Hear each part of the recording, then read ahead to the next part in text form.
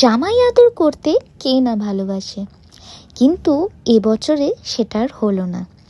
কারণ আমার মায়ের শরীরটা অনেকটা বেশি খারাপ হয়ে যাওয়ার কারণে এবারে জামাই ষষ্ঠীটা একটু অন্যরকম গেল।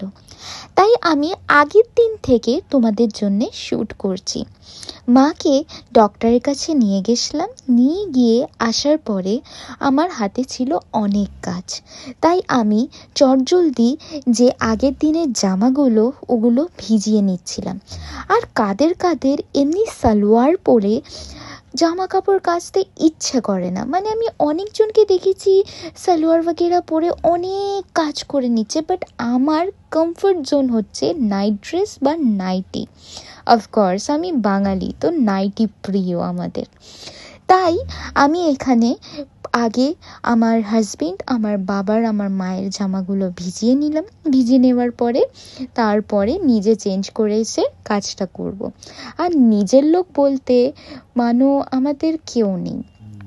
আমার মায়ের বোন আছে, বাট ওর সাথে রিলেশন একদমই খারাপ, কারণ ও নিজের ছাড়া আর কিচ্ছু বোঝে না। কিছু কিছু ফ্যামিলিতে এমনি অ্যান্টিক পিস ঠিক দেখতে পাওয়া যায়, তেমনি আমাদের ফ্যামিলিতেও এমনি আছে, আমার হাজবেন্ডের ফ্যামিলিতেও আছে, বাট এতটাও নয়।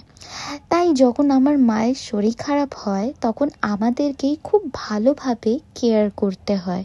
আর আমার মা খুবই বাচ্চাদের মতন, মানে খেতে চায় না, ওষুধ খেতে গেলে একটু প্রবলেম হয়।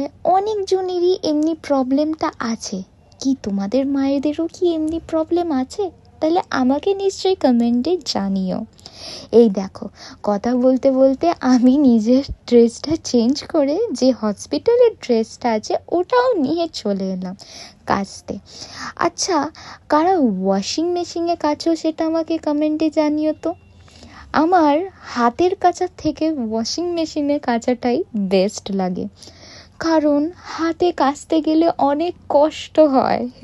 হ্যাঁ, কারণ ছোটবেলা দিয়েই এই স্কুল, তারপরে ডান্স ক্লাস, হ্যাঁ আমি নাচ করতাম, তো ওই সমস্ত নিয়েই আমার দিনটা পুরোপুরি মেতে থাকতো। মা কোনোদিনও অত কাজ আমাকে একদমই করতে দেয়নি, তাই এই সমস্ত কাজগুলো এখন আমার জন্য অনেকটা ভারী লাগে। হ্যাঁ জানি করতে হয়, শিখতে হয়, বাট তাও অনেকটা মানে ভারী লাগে।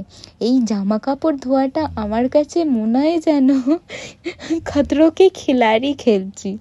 হ্যাঁ, তোমরা অনেকে ভাববে যে এ তো বেশি আতুপুতু খাচ্ছে, তা নয়, আসলে অভ্যেস নেই তো তাই কষ্ট হয়। আর বাইরে যা গরম, ওতে তো আরো কষ্ট বেড়ে যায়। এই যে জামাই ষষ্ঠীর দিন চলে এলো, এখানে আমি বানাচ্ছি আমার জামাইয়ের জন্য চিকেন, কারণ আমার মায়ের শরীর খারাপ, আমি বলেই দিলাম। তো এখান থেকে ছোট ছোট ক্লিপ আমি অ্যাড করে দিয়েছি, সেইগুলো তোমরা দেখো। আর আমার চ্যানেলে যদি তোমরা নতুন হও, প্লিজ সাবস্ক্রাইব না করে কোথাও যেও না। প্লিজ আমাকে একটা সাবস্ক্রাইব করে নাও, আমার ভিডিওটাও লাইক করে নাও। তো চলো ছোট ছোট ক্লিপ দেখো। क्या टेस्टी खाना बनाइए,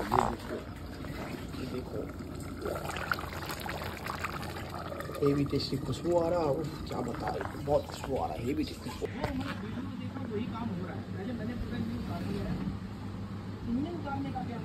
ये देखो আমি কাককে লিচু খেতে দিয়েছি। আরে আরে ওইভাবে নিয়ে যাস না ভাই, ওটাকে খুলে নিয়ে যা। হ্যাঁ उसको तुम खोल के दी नहीं तो अरे मैं सोचा वो खोल लेगा, उसको दिमाग है, उसको खोलेगा। उन लोगों के पास ना बहुत दिमाग है, ठीक है। ওটি ছাড়িয়ে ছাড়িয়ে খাবে, ও খাবেই। আর ওদেরকে দিচ্ছিল, ওদের কাছে অনেক খাবার আছে, কিন্তু এদের কাছে কি খাবার আছে? বাইরের রাস্তার খাবার খায়, ওই জন্য এদেরকে দেয়াটা প্রয়োজন, সমঝে? পাগল ইনসান। দেখো গাইস কি করছে, নিয়ে সব বরবাদ করছে। আরে নেই রে কিছু, ও ভাই এ কি, ওটা নিয়ে কই যায়? ওটা খেতে পারবি না। हे भगवान, खाने के लिए। हाँ ऐसे लाओ लाओ, चीयर्स करेंगे, जल्दी लाओ, धुआं उठ रही है। चीयर्स चीयर्स इधर भी दिखाओ।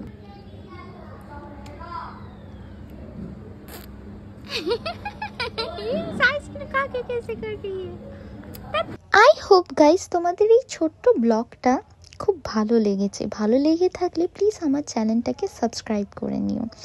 আর দেখো সকালে আমি পুরো একদম বেড ওয়াগেরা সাফ সুন্দর একদম সাফ সুতরা যাকে বলে করে নিয়েছি, সেটাই তোমাদেরকে দেখাচ্ছি। তো চলো দেখা হচ্ছে নেক্সট ভিডিওতে। আর আমার মায়ের জন্য প্লিজ একটু প্রে করো যাতে আমার মা খুব তাড়াতাড়ি সুস্থ হয়ে যায়। দেখা হচ্ছে।